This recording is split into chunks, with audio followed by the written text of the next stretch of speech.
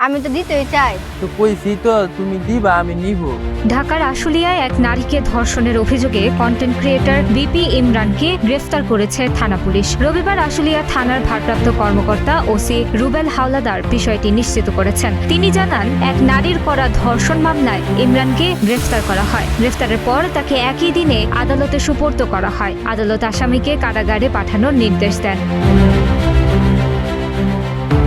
OC Rubel Howlader জানান, মামলার পরিপ্রেক্ষিতে আসামিকে গ্রেফতার করে যথাযথ আইনি প্রক্রিয়ায় আদালতে পাঠানো হয়েছে। এর আগে শনিবার গভীর রাতে আশুলিয়ার পলাশবাড়ি এলাকা থেকে তাকে গ্রেফতার করা হয়। এ মামলায় জুনায়েদ ও সুমাইয়া নামের আরও 2 কন্টেন্ট ক্রিয়েটরকে আসামি করা হয়েছে। তিনি পলাশবাড়ি এলাকায় ভাড়া থেকে কন্টেন্ট ক্রিয়েট করেন বলে খবর পাওয়া গেছে।